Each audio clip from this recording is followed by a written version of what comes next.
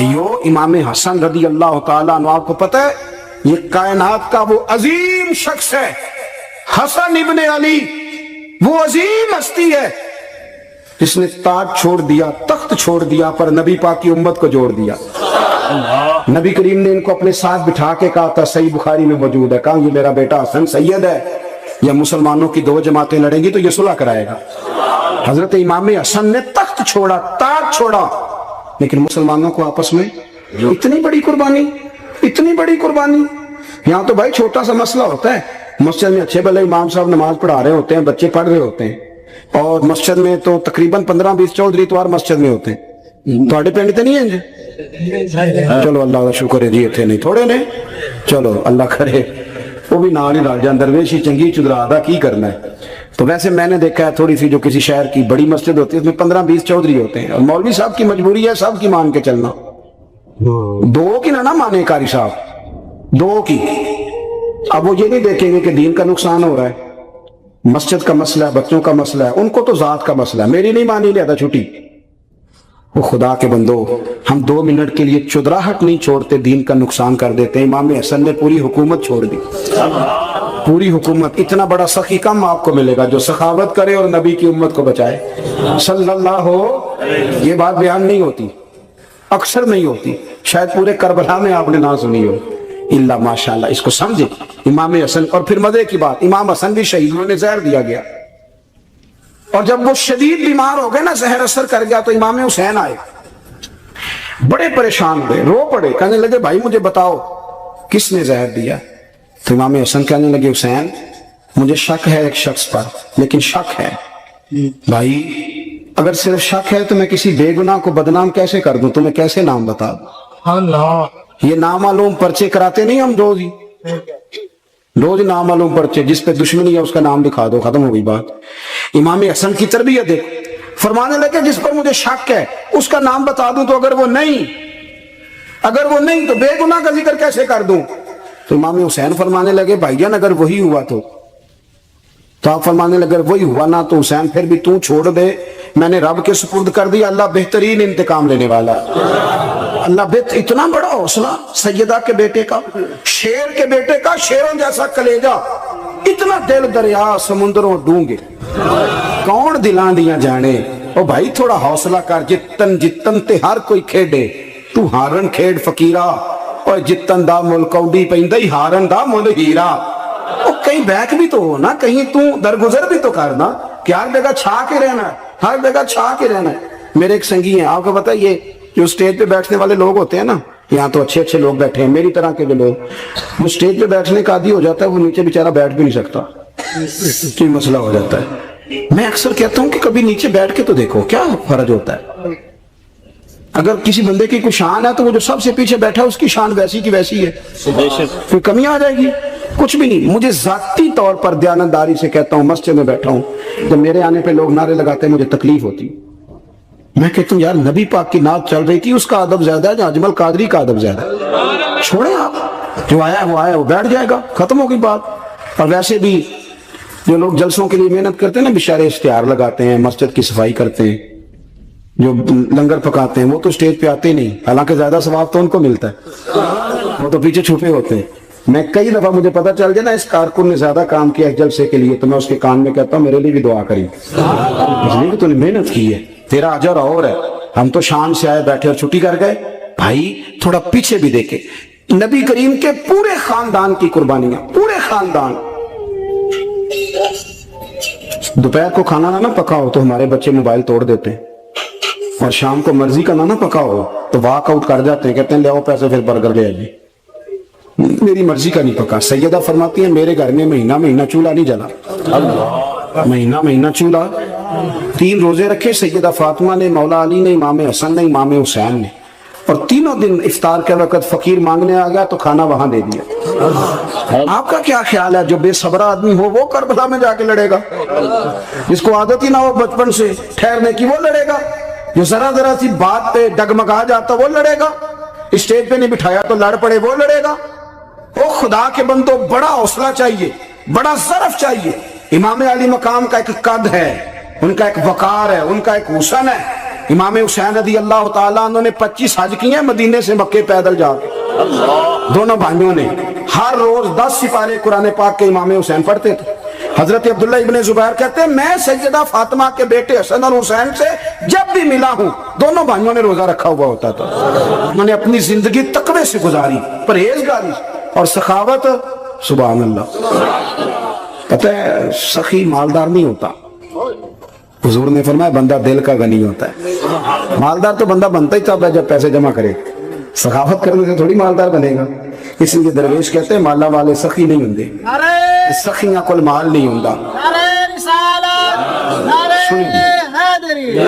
سنیں بہت بڑی سخاوت کی اپنی زندگی میں، ساری زندگی سخاوت میں گزار، ساری زندگی۔ امام حسن نے بھی، امام حسین نے جو آیا دے دیا، جو آیا دے دیا، ہزاروں دینار آتے۔ ایک دن ایک فقیر مانگنے آ گیا تو امام حسن حسین دونوں تھے، کہنے لگا میں نے سنا ہے بڑے لاجپال ہو، غریب ہو، مہربانی ہو جائے۔ فرمایا بیٹھ جاؤ رزق آنے والا ہے۔ تھوڑی دیر گزری تو 3000 دینار آئے۔ ویسے میرے کو 3 لاکھ روپیہ ہوئے تو مسیطے کنے دینے چاہیے دیں؟ میں اپنا پہ پوچھنا تو تے پوچھے ہی نہیں، میں مشورہ پہ لینا۔ 3 لاکھ جو میرے کو ہوئے تو مسیطے کنے دینے چاہیے؟ تسی ظاہر ہے ان کو دیانتداری والا مشورہ ہی دینا ہے نا، یہ نہیں کرنا جو ہی دسنا دینا۔ کتنا 1000؟ میں کبھی کبھی پیار سے بات سناتا ہوں۔ ایک سنگی میرے پاس آیا، کہنے لگا سب دعا کرو اللہ میں پیسے دے میں وہ راہ دیاں گا۔ میں کہ یا اللہ نے 10 کروڑ دے، 9.5 کروڑ تیرے راہ دے چھڑے گا۔ وہ بھی ہسی آئی ہے جو میں تسی ہسے ہو نا، آمین نہیں زوا کی، یا چپ کر گیا یا کورن لگ گیا۔ اور میں کہ کرما لیا آمین تے آ تینوں تے 50 لاکھ پھر بھی پیا بچدا سی، لیکن اسی دعاواں وچ بھی 9.5 کروڑ دین لئی تیار، ناراض نہ ہونا، دعاواں وچ بھی تیار نہیں، مزاج ہی نہیں، طبیعت ہی نہیں۔ سیدہ فاطمہ الزہرا کے پاس 40 اونٹ کھڑے تھے۔ ایک بی بی آئی، وہ کہنے لگی اماں جی جو اونٹ کھڑے ہیں یہ میرے ہیں، اب بتائیں میں اللہ کے رستے میں دوں تو کتنے دوں؟ سیدہ فاطمہ کہنے لگی ایک بکری دے دے۔ تو کہنے لگی حضور اگر آپ کے پاس 40 ہوتے تو آپ کتنے دیتی؟ سیدہ فرمانے لگی میں سارے کے سارے دے دیتی۔ تیرے لیے مسئلہ اور ہے، میرے لیے فتویٰ اور ہے، سارے دے دے۔ 3000 دینار آئے امام حسن اور حسین کے پاس۔ فقیر بیٹھا ہے، فقیر کہتا ہے میرے دل میں خیال تھا کہ 5-10 دے دیں تو میری موج بن جائے گی، پر مجھے نہیں پتا تھا کہ اتنے سخی گھرانے کے پاس آیا۔ 5-10 دے دیں تو موج بن گئی۔ کہتے امام حسن نے 3000 دینار میری ہتھیلی پہ رکھے اور میرا ماتھا چوم کے کہنے لگے یار میرا تو خیال تھا کہ تیرے انتظار پر تجھے کچھ ملے گا، پر یہ رکھ لے، مجھے پتا ہوتا کہ تجھے اتنا ملنا ہے تو میں تجھے انتظار نہ کراتا۔ جلدی دے، خود بھیک دے، خود ہی کہے منگتے کا بھلا ہو۔ اپنی زندگی نفاست سے گزاری اہل بیت۔ مولا علی شیر خدا نے اپنی زندگی ساری 9 سال کی عمر تھی جب کلمہ پڑھا تھا، 9 سال حضور نے سب گھر والوں کی دعوت پکائی، اور جب سب لوگ آ گئے سارے خاندان والے، تو فرمایا میں اللہ کا نبی ہوں، کون کون میری مدد کرے گا؟ آپ کو پتا ہے نا کہ جب مشکل وقت آتا ہے نا، یہ تو تب پتہ چلتا ہے نا ساتھ کون چلتا ہے۔ امیر آدمی ہو نا جس کے پاس 10 کروڑ روپیہ ہو اور وہ اپنے مکان کا 3را لینٹر ڈالنے لگے نا، 3را، تو سارے بڑے بڑے لوگ آ کے پوچھتے ہیں چودھری صاحب کوئی ضرورت ہوئی تو بتانا، پیسے پوچھتے۔ تو غریب آدمی کی چھت گر جائے تو اسے کوئی بھی نہیں پوچھتا، بلکہ جن سے تعلق ہوتا ہے وہ بھی موبائل بند کر لیتے ہیں، وہ کہتے ہیں اس نے واپس کیسے کر دیں۔ حضرت مولا علی اس زمانے میں جب سام سونگ گیا سب کو، حضور نے فرمایا کون کون میرے ساتھ چلے گا؟ روٹی بھی کھا لی، گھر بھی آ گئے، صادق اور امین بھی کہہ دیا، جب کا چلے گا کون کون؟ چپ کر گئے۔ تو حضرت علی کہتے ہیں جب میں نے حضور کے چہرے پر ذرا پریشانی دیکھی نا، یہ چلتے کیوں نہیں؟ تو آپ فرماتے ہیں کہ ابھی میں کھجور کھا رہا تھا، کرتا لمبا پہنا ہوا تھا، سب سے پیچھے بیٹھا تھا، اور حضرت علی کا قد بھی درمیانہ تھا۔ آپ فرماتے ہیں میں اٹھا اور کھجور ابھی میرے منہ میں تھی، جھٹ پٹ میں نے اسی طرح نکال کے جیب میں ڈال، اور میں پنجوں کے بل کھڑا ہو گیا، دونوں بازو کھڑے کر کے کہا حضور یہ نہیں بولتے تو نہ بولے، انا ناصرو کا یا رسول اللہ، انا حافظو کا یا رسول اللہ۔ حضور آپ جہاں جہاں کہیں گے علی آپ کا مددگار بنے گا، دین کی مدد کرے گا، اور اگر آپ تک کوئی آئے گا تو علی آپ کی حفاظت کرے گا۔ 9 سال کی عمر میں چلے علی دین کی نوکری کے لیے، پھر بدر میں بھی پہلی صف میں، احد میں بھی پہلی صف میں، خندق میں بھی پہلی صف میں۔ ایک جنگ میں حضور نے کہا علی تو رہ جا، اس دفعہ رہ جا، تو عرض کی رو پڑے حضرت علی، دلیر آدمی تھے، رو پڑے، کہنے لگی حضور آپ مجھے بچوں اور عورتوں کے پاس چھوڑ کے جا رہے ہیں؟ حضور مجھے لے چلے، میں میدان کا زندگی ساری گزار دی، ساری زندگی گزار دی، اپنے زمانے میں آپس کا اختلاف بھی دیکھا، ساری زندگی شیر خدا نے دین کو دے دی۔ کوفے کی جامع مسجد میں 21 رمضان کو جب حضرت علی کو خنجر لگا نا تو تاریخ میں جملہ محفوظ ہے، خنجر لگا نا جب وہ 9 سال کی عمر میں یاری لگائی، 63 سال عمر ہو گئی، جب خنجر لگا تو کہنے لگا فزت برب الکعبہ، مجھے رب کعبہ کی قسم آج کامیاب ہو گیا ہوں، پانی پرن سہیلیاں تے رنگا رنگ کڑے اسی پریا اس دا جانیے جس دا توڑ چڑھے۔ کہا دیکھو بھائی میں آج کامیاب ہو گیا، میں کامیاب ہو گیا، وہ جو میں نے کہا تھا حضور میں ساتھ رہوں گا تے لے سجنا سا توڑ نہیں بھائی، جان دیتی راہ تیرے دے دیا، ہر چیز دین کو دے دی۔ کون سی پراپرٹی چھوڑ کے گئے پیچھے، کون سا نظام بنا کے گئے؟ امام حسن بھی شہید ہوئے، پتہ ہے آپ کو؟ امام حسن کا بھی دن منانا چاہیے کہ نہیں؟ منانا چاہیے۔ ان کے یوم وصال پہ بھی کچھ جلسہ کر لیا کرو، بڑے ہیں امام حسین سے، جدھر سارا زمانہ چلتا ہے ادھر چل پڑتے ہو۔ حدیث میں جہاں جہاں نام آیا نا، پہلا امام حسن کا ہے، دوسرا امام حسین کا ہے، اور امام حسین کے اپنے جملے ہیں، فرماتے ہیں میرا بھائی نہیں، میرا امام بھی ہے، میرا امام بھی ہے۔ اور آپ فرمایا کرتے تھے میں نے بڑی چیزیں حسن سے سیکھی ہیں، جو انہوں نے سیکھا ایک بتاؤں اس میں سے؟ کچھ لوگ تھکے تھکے ہیں آپ میں سے، حالانکہ میں تو زیادہ سفر کر کے آیا ہوں، عرض کروں جو انہوں نے سیکھا ہے سنو، قربانی دے کے گزاری۔ حضرت امام حسین رضی اللہ تعالیٰ عنہ یہ حضور کی اولاد پاک ہیں، پیروں کو نا تھوڑی مٹی لگ گئی، عمر جوانی کی تھی، داڑھی مبارک ساری سیاہ تھی، کالی تھی۔ حضرت ابو ہریرہ ان سے سالوں بڑے تھے، امیر المومنین فی الحدیث۔ حضرت ابو ہریرہ نے دیکھا کہ امام حسین کے مقدس قدموں کو مٹی لگ گئی۔ کسی سے بھی کہا جا سکتا تھا ذرا امام صاحب کی توجہ کرانا، یہ ذرا مٹی اتار دینا، لیکن حضرت ابو ہریرہ جھٹ سے اٹھے، اپنی پگڑی کھولی، اس کا پلو لیا اور حضرت امام حسین کے پیروں سے مٹی صاف کرنی شروع کر دی۔ کیوں کہ اہل فضل ہی کسی کی فضیلت کو جان سکتا، عزت والا ہی کسی کو عزت دیتا ہے، جس کے پاس وقار ہو۔ او میرے سنگیو، لوگوں کی باتوں میں نہ آنا، یہ تمہیں الجھا دیں گے، یہ تمہیں تفریق میں ڈال دیں گے، یہ انتشار برپا کریں گے۔ یہ وہ حسین جماعت ہے جو حضور کے سامنے بیٹھا کرتی تھی۔ ان سے پیار کرنا، ان سے محبت کرنا۔ آپ کبھی ترمذی کی ایک حدیث پڑھے تو مر جانے کو جی کرتا ہے۔ حضور نے فرمایا تھا میرے صحابہ کے بارے میں اللہ سے ڈرنا، میرے بعد انہیں اپنی زبانوں کا نشانہ نہ بنانا۔ کاش کوئی ان جملوں کا درد سمجھ سکے۔ فرمایا رب سے ڈرنا، اور کریم فرمانے لگے جس نے ان سے محبت کی میری محبت کی وجہ سے محبت کی، اور جس نے ان سے عداوت رکھی میری وجہ سے رکھی۔ کبھی بھی کسی میں، اور جو حضور کی اولاد ہے، صحابہ کرام نے ایک جگہ کچھ نذرانہ جمع کیا اور جمع کر کے کہا کہ حضور کی بارگاہ میں پیش کرنا ہے۔ اخراجات بہت زیادہ ہیں اور ظاہری وسائل اس ترتیب سے نہیں ہیں، یہ نذرانہ ہر مہینے پیش کرنا ہے۔ جب وہ لے کے حضور کی بارگاہ میں گئے نا تو اللہ نے قرآن نازل کر دیا، فرمایا محبوب ان سے کہہ دو لا اسألکم علیہ اجرا، میں تبلیغ دین پر تم سے کوئی اجر نہیں مانگتا، الا المودۃ فی القربى، بس میرے قریبیوں سے پیار کرتے رہنا، میرے قریبیوں سے محبت کرنا، پیار کرنا قریبیوں سے۔ یہ علی المرتضیٰ ہیں، یہ فاطمہ ہیں، یہ ان کا خاندان ہے، یہ ختیجہ ہیں، یہ عائشہ ہیں، یہ میمونہ ہیں، یہ حفصہ ہیں، ان سے پیار کرنا، میرے قریبیوں سے محبت کرنا۔ ہمارے دلوں میں حضور کی اولاد کا پیار ہونا چاہیے، طبیعتوں میں احترام ہونا چاہیے، ہمارا مزاج، ہمارا دل ان کے لیے دھڑکنا چاہیے، ہمارے لہجے، ہمارے انداز ہمیشہ ان کے حق میں نرم ہونے چاہیے۔ میں کہہ چکا ہوں سید کا صرف عقیدہ ٹھیک ہونا شرط ہے، باقی آپ تحقیق اور تفتیش میں نہ پڑیں، وہ جانے رب جانے۔ آپ کوشش فرمائیں ہماری اولادیں، ہم خود اور اہل فضل کا ادب کبھی نہ چھوڑیں۔ دوسری بات آپ سے یہ عرض کرنی ہے، اس کو اچھی طرح سمجھ لیں کہ قومیں اپنے اسلاف سے بڑی ہوتی ہیں ہمیشہ۔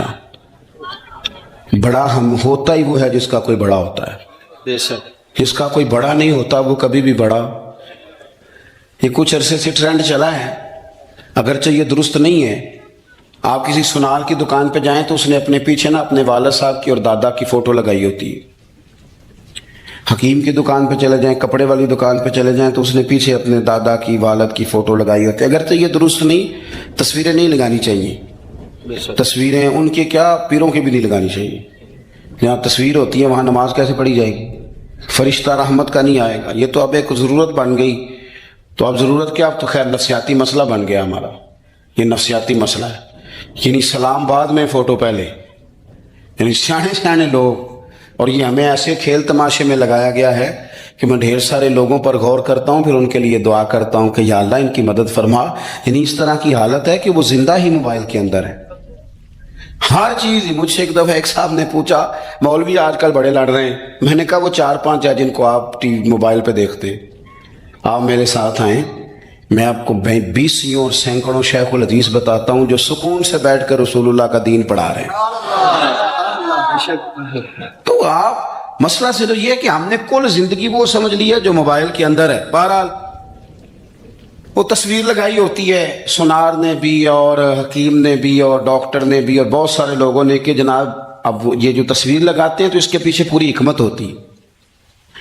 آپ ان سے پوچھتے ہیں یہ فوٹو کیوں لگائی ہے، تو وہ کہتے ہیں ہم یہ بتانا چاہتے ہیں کہ یہ کام آج نہیں ہم نے شروع کیا، ہمارا شجرہ پرانا ہے، ہمارے باپ دادا سارے یہی کام کرتے تھے، ہمارا خاندانی ورثہ ہے۔ وہ ثابت یہ کرنا چاہتے ہیں کہ ہم پیچھے سے ہمارا ایک سلسلہ آ رہا ہے۔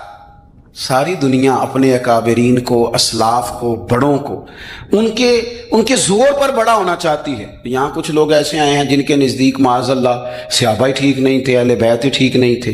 آپ اپنی سند کیسے مضبوط کریں گے؟ اگر وہ اولین جو حضور کے سامنے بیٹھتے تھے وہی ٹھیک نہیں تھے تو پھر ان سے ہو کے جو دین آگے آیا اس کو تم کیسے ٹھیک مانو؟ ساری چیزوں کو مشکوک کرنا چاہتے ہیں۔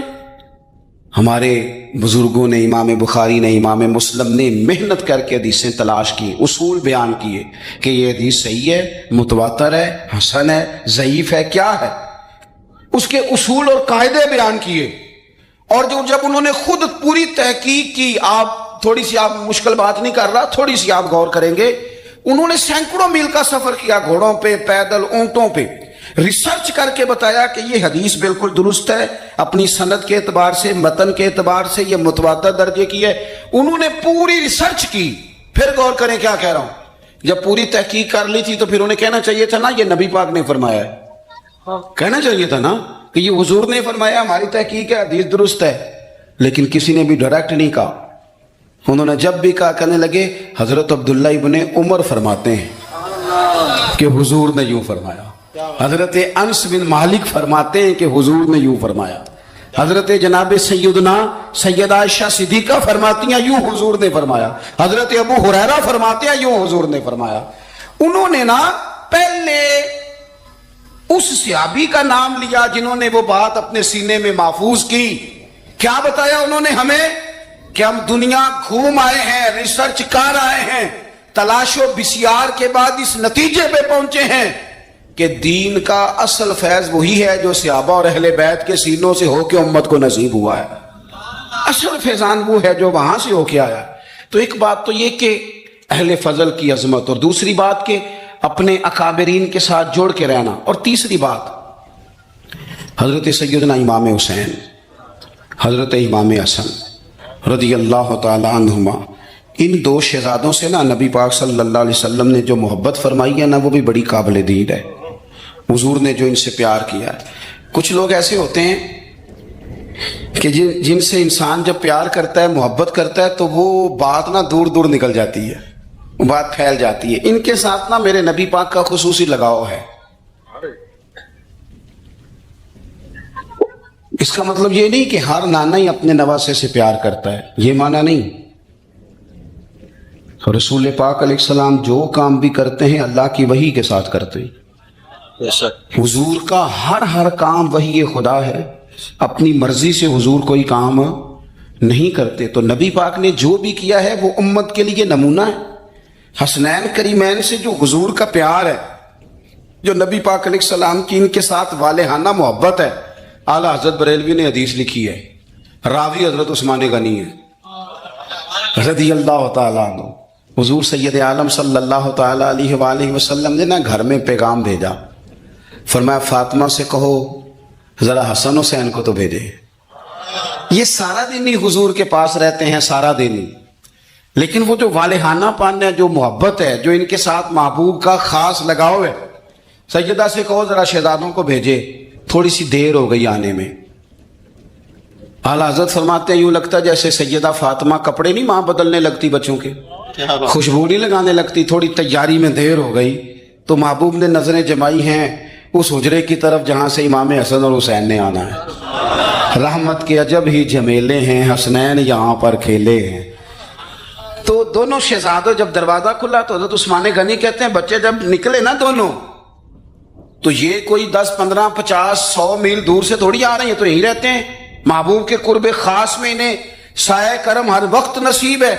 लेकिन नबी करीम अलैहिस्सलाम का जो वालेहानापन है, जो इनके साथ हुजूर का रिश्ता है, मोहब्बत है, जैसे ही दोनों शहजादे आए, हजरत उस्मान गनी फरमाते हैं महबूब ने मुकद्दस घुटने जमीन पे रख दिए और दोनों बाजू खोल दिए। एक शहजादा इस सीने से लग गया इस कंधे से, एक इस कंधे से लग गया। और पहले भी हुजूर प्यार करते थे, पर आज तो रुख ही बदल गया बात का। अल्लाह के प्यारे हबीब अलैहिस्सलाम फरमाने लगे, ए अल्लाह, ये दोनों शहजादे कंधे से लगे हुए, हुजूर फरमाने लगे, ए अल्लाह, मैं इन दोनों से मोहब्बत करता हूं, तू भी इनसे मोहब्बत फरमा। और कहा, ए अल्लाह, जो जो मेरे हसन हुसैन से मोहब्बत करे तो उन सब से मोहब्बत फरमा, तो उन सब से प्यार कर जो मेरे हसनैन से प्यार करे। अल्लाह के प्यारे महबूब अलैहिस्सलाम की मोहब्बत जब हुजूर को, भाई जिस चीज की तरफ महबूब ने एक दफा देखा है ना, वो गारे सौर में हुजूर एक दफा गए हैं, 3 दिन क़याम किया, एक दफा गए, तो हमारा तो कई बार जाने को दिल करता है। जहां हुजूर थोड़ी देर क़याम फरमाएं, उस जगह से प्यार हो जाता है। और जिन शहजादों से हुजूर इस वालेहाना अंदाज में प्यार करें, उनकी मोहब्बत, उनका प्यार हमारे दिलों में होना चाहिए। और कुछ ना हमारे जज्बात होने चाहिए, कुछ हमारे जज्बात में वालेहानापन होना चाहिए इन शहजादों के लिए। आजकल ना हमारे यहाँ दौर है तकरीरों का, पोस्टें लगाने का, अपनी अपनी का। और वैसे भी जो जो हम लिख रहे होते हैं, जो बोल रहे होते हैं, वो अपने लिए नहीं होता, इल्ला माशाअल्लाह, वो तो सामने वाले के लिए होता है। तो हज़रत मुजद्दिद अल-फ़सानी रहमतुल्लाह अलैह के हालात पे एक सीरत निगार ने लिखा है कि आपने एक शख्स को ना अपने सिलसिला नक्शबंदिया में इजाज़त दी कि अब आप भी आगे अल्लाह अल्लाह बताएं, तरबियत करें, यही तरीका होता था। तो उनको खिलाफत दे दी, अब वो सिलसिला तरीक़त में आगे इशाअत सिलसिला का काम करेंगे। कुछ अरसे के बाद वो खलीफा साहब ने हज़रत शेख को ख़त लिखा, तो कहने लगे, हुजूर आपने फ़कीर को इजाज़त दी थी, अब मैं तकरीर भी करता हूँ, तदरीस भी करता हूँ, तसनीफ भी करता हूँ। तो हज़रत फरमाने लगे, आप बहुत अच्छे काम कर रहे हैं, रब आपको बरकत दे, पर ये सारा कुछ तो आप लोगों की इस्लाह के लिए कर रहे हैं, कुछ अपने लिए भी करते हैं। रात को तहज्जुद में उठ जाते हैं, कुछ अल्लाह के हुजूर रोना नसीब हो जाता है, कुछ आपको दुरूद व सलाम की कैफियत नसीब होती हैं। ये तो जो कुछ है अल्हम्दुलिल्लाह बहुत अच्छा है, काबिल तारीफ है, पर ये तो आप खिदमत दीन का काम कर रहे हैं ना लोगों की, आप अपने लिए क्या कर रहे हैं, ये भी तो मकाम गौर है। बहुत सारी चीजें आज ऐसी हैं जो तकरीरों में, तहरीरों में, लेकिन हमारे पुराने बुजुर्ग जो थे उनका हुसैन की वो शख्सियत थी कि मिशकात में हदीस है, नबी पाक सल्लल्लाहु तआला अलैहि वसल्लम की चच्ची जनाब उम्मे फजल सुबह सुबह घबराई हुजूर की बारगाह में आई, अर्ज की, या रसूल अल्लाह सल्लल्लाहु अलैहि वसल्लम, आज मैंने अजीब ख्वाब देखा है, मैं डर गई हूँ। हुजूर ने फरमाया, चच्ची क्या देखा? अर्ज की, हुजूर मैंने देखा है कि आपके वजूद का गोश्त का एक टुकड़ा कट के मेरी झोली में आ गया है। हुजूर ये क्या है? तो महबूब ख्वाब सुन के मुस्कुराए, फरमाया, चची ये परेशानी वाला ख्वाब नहीं, ये तो खुशी वाला ख्वाब है। अल्लाह फातिमा को बेटा अता करेगा और वो तेरी गोद में खेला करेगा, चूंकि वो मेरे वजूद का टुकड़ा होगा, लिहाजा ख्वाब तुझे ये आई है। तो इमाम हुसैन पैदा हुए, इमाम हसन की उम्र अभी 11 महीने थी, तो नबी पाक ने इमाम हुसैन को जनाबे उम्मे फजल अपनी चची की गोद में दे दिया कि फातिमा के लिए दोनों बच्चे संभालना मुश्किल होगा। वो ख्वाब इस तरह पूरी हुई। इमाम हुसैन से हुजूर ने बड़ा प्यार किया, बड़ी मोहब्बत फरमाई नबी पाक से। कुछ हदीसें मैंने जुमे में अर्ज की थी। हजरत अबू हुरैरा रदी अल्लाह तआला अन्हु कहते हैं, ये वाहिद बच्चा था हुजूर के घराने का कि मैंने देखा कि नबी पाक सल्लल्लाहु अलैहि वसल्लम बैठे थे, तो ये हुजूर से कह रहे हैं नबी पाक से कि नाना जी उठ के खड़े हो। तो कहते हैं हुजूर खड़े हो गए, तो कहने लगे मैंने आपके बराबर जाना है। बच्चे जो मर्जी जिद कर लेते हैं ना, कद छोटा था, उम्र 7.5 साल थी, कहने लगे नाना मैंने बराबर जाना है। तो नबी पाक सल्लल्लाहु अलैहि वसल्लम ने हाथ पकड़ लिए, फरमाया चल फिर हो जा बराबर। تو حضرت ابو ہریرہ کہتے ہیں انہوں نے حضور نے ہاتھ پکڑے اوپر کھینچا تو امام حسین نے پہلے اپنے پیر حضور کے گھٹنوں پہ رکھے، پھر نبی پاک کے سینے پہ رکھے، اور جب ان کا قد سر تھوڑا سا حضور سے اونچا ہو گیا تو محبوب فرمانے لگے چل بس کر، تو نے تو کہا تھا آپ کے برابر ہونا ہے، تو اوپر نکل گیا ہے، چل بس کر۔ فرماتے ہیں پھر امام حسین نے زبان باہر نکالی تو محبوب ان کی زبان چوسنے لگے، پھر ساتھ لٹا لیا اور انہیں سونگھنے لگے۔ تو میں نے عرض کی حضور آپ حسین کو سونگتے کیوں ہیں؟ تو فرمایا ابو ہریرہ مجھے حسین کے وجود سے جنت کی خوشبو آتی ہے، مجھے حسین کے وجود سے جنت کی۔ ایک دن حضور گزر رہے تھے، اصل اس طرح تھا کہ یہ نبی پاک کا حجرہ تھا، جن لوگوں کو اللہ نے مدینے کی زیارت کرائی ہے وہ جان سکتے ہیں، نبی پاک کا حجرہ تھا تو حضور کے حجرے کی اس جانب یعنی مسجد کی جو بالکل سیدھ ہے اس کی بیک میں سیدہ فاطمہ رہتی، تو حضور اکثر نہ نماز کے لیے جب نکلتے تو حضرت فاطمہ کے حجرے کے پاس سے ہو کر دوبارہ محراب میں جاتے۔ محبوب حجرے کے پاس سے گزرے تو امام حسین رو رہے تھے، تو حضرت فاطمہ نے کسی بات میں جھڑک دیا تو امام حسین رونے لگے، تو نبی پاک نماز کے لیے گئے تو واپس لوٹ آئے، اور واپس تشریف لا کے کہا فاطمہ حسین کو کیا ہوا؟ عرض کی یا رسول اللہ تنگ کر رہے تھے میں نے ڈانٹ دیا ہے۔ کیا خوبصورت جملے ہیں حدیث پاک میں، سرکار نے فرمایا فاطمہ اس کو حسین کو نہ رونے نہ دیا کر، یہ جب روتا ہے نا تو میرے دل کو تکلیف ہوتی ہے۔ تو بی بی صاحبہ کہتی ہیں یہ حکم آیا نبی پاک کا میرے نام، پھر میں نے ڈانٹنا چھوڑ دیا۔ یہ ان کے فضائل تھے کم، ان کی تربیت خود نبی پاک نے فرمائی، خود ڈیوٹی۔ میں کسی منطق کا میں اب تو اللہ تعالیٰ معاف کرے، پہلے ہم لوگوں کو کہتے تھے فلانی مجلس میں نہ جانا فلانی، اب تو مصیبت بن گئی ہے، جانے کی ضرورت نہیں، ہر شے موبائل میں آ گئی۔ مجھے بھیجتے ہیں کہتے ہیں حضرت صاحب یہ ذرا سننا، یہ ذرا سننا، کل کراچی سے کچھ مہمان آ گئے تو اب بچوں نے وہ کلپ سنبھال کے یہ مولوی دیکھو کیا کہتا ہے، اب آیتیں پڑھی جا رہی ہیں قرآن پاک کی، اتنا ٹکڑا یہاں سے لیتے ہیں اتنا ٹکڑا یہاں سے لیتے ہیں اور ملا کے پتہ نہیں کون سا مکسچر بنا رہے ہیں، کسی آیت کا ترجمہ نہیں، کوئی واضح حدیث نہیں، ایسے ہوا ہوگا پھر اس کو اس سے جوڑ لیں تو کیا بنتا ہے، اتنی جمع کر، یہ کون سا دین ہے جو توڑ مروڑ کے بیان کر رہے ہیں، کون سا مذہب ہے؟ دین تو واضح کھلی کتاب ہے۔ اب ہمارا یہ شوق ہے، ہم ہر تماشا دیکھنا چاہتے ہیں، ہم اپنے لوگوں کی قدر نہیں کرتے اور بڑی بڑی دور جا کے ہم غلط معاملات میں جاتے ہیں، پھر ذہن ہمارے شکوک کا شکار ہوتے ہیں۔ ہمیں سمجھنا چاہیے کوئی ایسی کسی دلیل کی ضرورت نہیں ہے، جب ان کے واضح چیزیں ان کی کتابیں موجود ہے، حدیث میں موجود ہے، قرآن مجید میں ان کے فضائل کھل کے موجود ہے، تو دور جانے کی کیا ضرورت؟ حضور ان کی ٹریننگ کراتے تھے۔ پہلی بات تو یہ ہے کہ نبی پاک نے دعا مانگی تھی، یا اللہ میرے گھر والوں کو زیادہ روزی نہ دینا، انہیں ایک وقت روٹی دینا، ایک وقت کی بھوک دینا۔ یہ جو 10 دن کربلا میں انہیں ٹینشن نہیں نہ ہوئی، انہیں عادت تھی فاقہ کرنے کی، انہیں 3 دن وصلی روزے رکھنے کی عادت تھی، پہلی بات۔ دوسرا یہ کہ جہاد کی تربیت حضور خود کراتے تھے۔ حضرت فاطمہ الزہرا کہتی ہیں میں پردے کے پیچھے دیکھ رہی تھی، نبی پاک نے امام حسن اور حسین سے فرمایا چلو میرے سامنے کشتی لڑو، تو دونوں حضرات آپس میں جب کشتی لڑنے لگے تو نبی پاک نا امام حسن کو کہتے ہیں حسن حسین کو ٹانگوں سے پکڑو، حسن حسین کو پیچھے سے پکڑو۔ جب نبی پاک بار بار امام حسن کو بتا رہے تھے تو سیدہ پیچھے سے بول پڑی، کہنے لگی یا رسول اللہ آپ چھوٹے کو بتائے، آپ بڑے کو بتا رہے ہیں، بڑا تو پہلے 11 مہینے بڑا ہے، تو آپ چھوٹے کو بتائے بڑے کو بتا رہے ہیں۔ تو فرمایا فاطمہ تو چپ کرنا، جو میں دیکھ رہا ہوں تو نہیں نہ دیکھ رہی، ایک کو میں بتا رہا ہوں دوسرے کو جبریل امین بتا رہے ہیں۔ تو یہ حضور نے اپنے سامنے ان کی تربیت کی۔ سیدنا و مولانا محمد اللہ کے شیر ہے درے کرار پر درود، اللہ کے شیر ہے درے کرار پر درود، اللہ کے شیر ہے درے کرار پر درود، حضرت حسن حسین کے کردار پر درود، اللہم صلی علی وسلم۔ زینب کی بارگاہ میں، زینب کی بارگاہ